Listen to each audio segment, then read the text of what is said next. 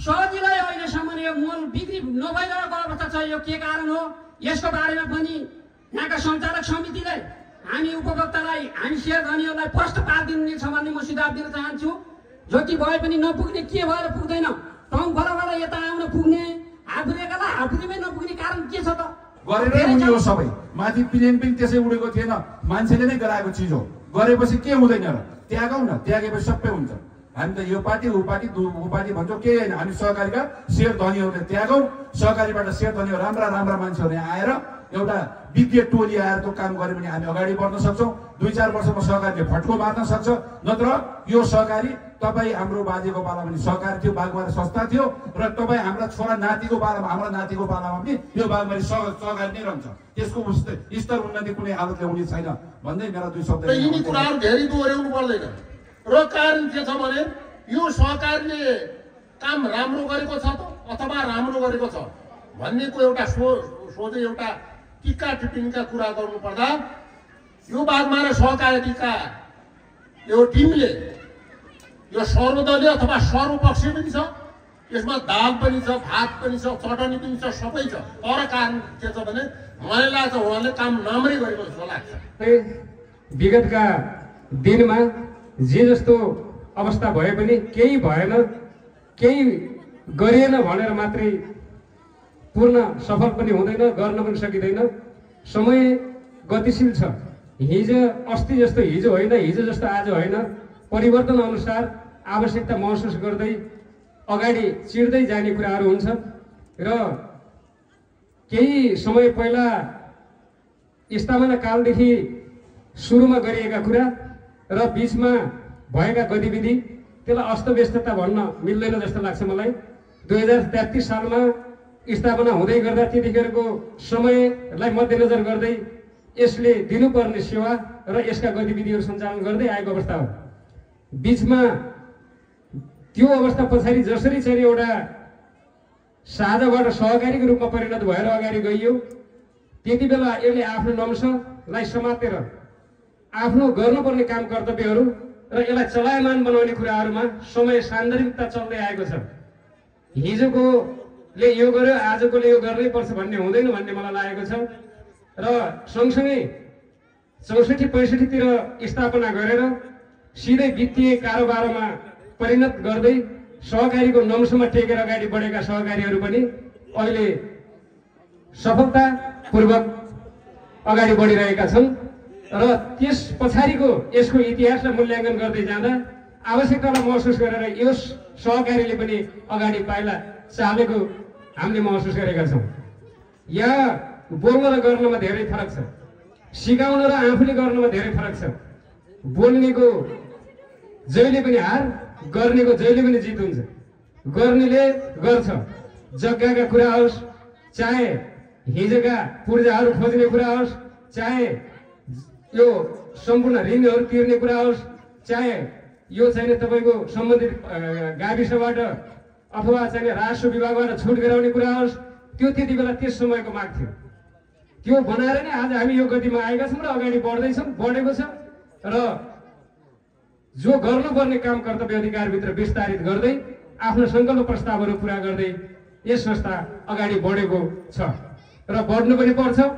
छिमेकी सहकारीहरूसँग हातेमालो गर्दै सहकारीको नम्समा टेक्दै यसको विशेष साझाबाट सहकारीतिर आएको अवस्था र शेर सदस्यमा भएको चेतना र यहाँ भएको 32 बिघा जग्गाको चाहिँ व्याख्या र विस्तार गरेर त्यो जग्गाको हिस्सा पाउने हिसाबले लागेको सहकारी शेरको सोचाइ र वित्तीय प्रणालीमा लग्नलाई पहिले वित्तीय कारोबारबाट जन्मेका सहकारी संस्थाको ट्र्याक अलिकति बुझ्नलाई अलि समय लागेको मात्रै। यहाँ भूगोल र परिस्थितिले मध्य ठाउँ पर्ने ठाउँमा हरेक परिस्थिति परिवर्तन हुँदै जाँदा त्यस जग्गालाई उपभोग गर्ने, त्यसलाई त्यहाँ संरचना निर्माण गर्ने र 20 सेन्टर पारेर एउटा आधार बनाउने कुराहरू हिजो आए, बनाइयो।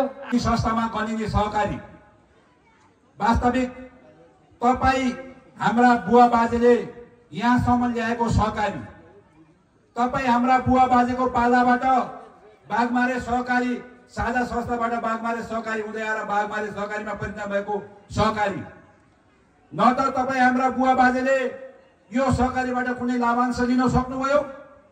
न त तपाईहरुले सक्नुभयो, न त हामीले सक्छौं र न त भोलि हाम्रा भावी पुस्ताले सक्छन् जस्तो लाग्दैन मलाई। किन भनेपछि हामी पटक पटक सहकारीको विरोधमै भएका छौं, सहकारीको विरोध नै गर्छौं। किन होला? विकास भएको देख्न नचाहेर हो कि सहकारीको उच्च भविष्यको कामना गर्न नसकेको भएर हो कि? हामी त भनेका थियौं यो बागमारी सहकारी संस्थाको शेयर अघि एकजना पूर्व मित्रले भनेर जानुभयो, हाम्रा बाजेको पालामा 500 रुपैयाँ थियो, त्यो 500 रुपैयाँको अहिले त्यो 500 रुपैयाँलाई एउटा जग्गा किनेको भए सायद त मलाई लाग्छ 50 लाखमा परिणत हुन्थ्यो होला। हाम्रो त्यो शेयर 500 रुपैयाँमै परिणत छ जस्तो लाग्छ मलाई। मित्रहरू, त्यो वृद्धि गर्नको लागि त हामी ऐक्यबद्धता हुनुपर्छ। हामीले एउटा यस्तो त्याग गर्नुपर्छ कि यसलाई बेचेर हुन्छ कि अथवा यसलाई बचाएर हुन्छ कि यसलाई माथि चढाएर हुन्छ कि के गरेर हुन्छ, हाम्रो शेयर वृद्धि गर्न लागि हामी लाग्नै पर्छ। मलाई लाग्छ एउटा समयले कोल्टो फेरेको थियो, यो भनेको 21औं शताब्दी कोल्टो फेरेको थियो। कोल्टो नफेरेको भए यो सायद मलाई लाग्छ यो हाम्रो बोबई गाउँपालिका पनि यहाँ आउँदैन थियो होला जस्तो लाग्छ मलाई। यो बोबई गाउँपालिका आएको पनि केही साथीहरुलाई त पीडा भएको होला। यो समय थियो, समय अनुरूप आउनु पर्थ्यो।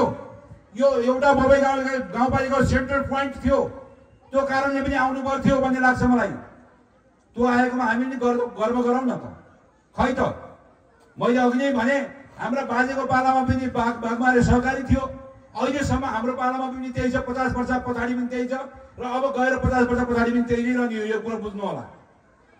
किन भनेपछि हामी प्रति त्याग छैन, हामीले केही गरौँ भन्ने एउटा योजना छैन, एउटा भिजन छैन। वास्तविक कुरो बुझ्नुहुन्छ भने भिजन अनुसार अगाडि बढौँ न। बागमारी सहकारी संस्थालाई कति जग्गा चाहिएको हो र बागमारी सहकारी संस्थाभित्र के योजनाहरू ल्याउने भने लागौँ न हामी। त्यो अनुसार अगाडि बढ्यो भने किन विकास हुँदैन? एउटा बागमारी सहकारी ब्याङ्क खोलौँ। बागमारी सहकारी ब्याङ्क खोल्यो भने यहाँको विकास हुन्छ। तपाईँ हामी शेयर सदस्यको शेयर वृद्धि हुन्छ। यहाँ मैले भनेको थिएँ, म 2069 सालमा होला, म उद्योग वाणिज्यको अध्यक्ष हुँदै गर्दा मैले एउटा महोत्सव यो ठाउँमा लगाउँदै गर्दा मैले यो बीचको बाटो एउटा यो बागमारी सहकारीको हितको लागि पनि होला भनेर बागमारी सहकारीलाई पनि भोलिबाट त्यस्तै प्रकारको बाटाको आवश्यक पर्छ भनेर बीचको बाटो खोलेको थिएँ साथीहरू। त्यो बाटामा हेर्नुहुन्छ त्यो बाटाको दुर्गति, त्यो बाटाको दुर्गति जो जग्गा धनी हुनुहुन्थ्यो, जो जग्गा धनी जग्गा दिइसक्नु भएको छ। ल हेर्नुहोस् अहिले 10, 12, 13 वर्ष भइसक्यो त्यो बाटाको कुनै त्यसमा कुनै उपलब्धि भएको छैन। स्थानीय सरकार 2 फेर आइसक्यो। मैले 3-4 पटक कुरा राखिसकेँ, त्यो बाटालाई 2 ठाउँ नाला गराउँ, त्यो बाटाको नाला गराएर ग्राभिल गरौँ, हुन्छ भने पिच गरौँ, नभए ग्राभिलसम्म गराउनु त भनेर पनि पटक पटक कुरा राखेँ। खै त हामीमा त्यही हुन सक्दैन। के को विकास भन्नुहुन्छ? वास्तविक विकास गर्ने हो भने सहकारी ब्याङ्क खोल्न आवश्यक छ। चाहेपछि के हुँदैन? यो दुध केन्द्र ल्याउँछ भनेर कसै सोचेको थियो? केही हुँदैन यो सहकारीबाट भन्थ्यो हामीले। खै त दुध त बोबई बासिन्दा नभएर तुलसीपुर बासिन्दा नेपालगञ्ज बासिन्दासम्म दुध खान पाउनु भएको छ। बोबई गाउँपालिकाको दुध हामी उच्च लेभल हामीले एउटा चाहिँ त्याग गर्यौँ भने के हुँदैन? ल सहकारी ब्याङ्कबाट आज शेयर सदस्य निर्णय गर्नुहोस्, कहाँ तिनीहरूको जग्गा के गरेर हुन्छ कि अथवा लोन खाएर एक जग्गालाई लोनमा धितोमा राखेर हुन्छ कि एउटा सहकारी ब्याङ्क ल्याउने एउटा प्रयत्न गरौँ त। किन चल्दैन? यहाँ चल्छ नि। यत्रो दुनियाँभरिका प्राइभेट ब्याङ्कहरू आएर बसेका छन्। तपाईँ हाम्रा पैसाहरू यही ब्याङ्कले कमाएका छन्, हाम्रो एउटा सहकारीले कमाएकै हुन्छ। हामी शेयर सदस्य कमाउन नयाँ भिजन सहित गयो भने सहकारी बागमारी सहकारी अत्यन्तै काम गर्ने ठाउँ पनि छ, अवसर पनि छ र यो ठाउँलाई भौगोलिक हिसाबले पनि हामी अत्यन्तै राम्रो ठाउँमा छौँ साथीहरू। त्यो भएको कारणले गर्दाखेरि सहकारीमा हाम्रो शेयर मलाई लाग्छ, म पनि अलिकति समय बाबजुद मेरो केही काम थियो बाहिर, म अलिक ढिला आएँ, मैले प्रतिवेदन सबै सुन्न सकेन। एउटा शेयर बढाउने वातावरण एउटा सिर्जना गर्नुपर्छ यो समितिले। जस्तै 500 को 500 शेयरमा नराख्छौँ, एउटा शेयर पनि खुल्ला गरौँ प्लस शेयरलाई पनि केही मूल्य वृद्धि गरौँ र त्यसरी हामी अघि बढ्न सक्छौँ साथीहरू। हामीलाई थुप्रै कुराहरू छन्। एउटा सहकारी क्याम्पस खोल्न सक्छौँ, सहकारी ब्याङ्क खोल्न सक्छौँ, सहकारी पेट्रोल पम्प खोल्न सक्छौँ। राम्रा राम्रा कामहरू छन् गर्ने भने गरेरै हुने हो सबै। माथि प्लेन पनि त्यसै उडेको थिएन, मान्छेले नै गराएको चिज हो। गरेपछि के हुँदैन र? त्यागौँ न, त्यागेपछि सबै हुन्छ। हामी त यो पार्टी ऊ पार्टी भन्छौँ, केही होइन। हामी सहकारीका शेयर धनीहरूले त्यागौँ, सहकारीबाट शेयर धनीहरू राम्रा राम्रा मान्छेहरू यहाँ आएर एउटा विज्ञ टोली आएर त्यो काम गऱ्यो भने हामी अगाडि बढ्न सक्छौँ। 2-4 वर्षमा सहकारीले फड्को मार्न सक्छ। नत्र यो सहकारी तपाईँ हाम्रो बाजेको पालामा पनि सहकारी थियो, बागवानी संस्था थियो र तपाईँ हाम्रा छोरा नातिको पालामा हाम्रा नातिको पालामा पनि यो बागवानी सहकारी नै रहन्छ। त्यसको स्तर उन्नति कुनै हालतले हुने छैन भन्दै मेरा 2 शब्द यही अन्त्य गर्छु। धन्यवाद, नमस्कार।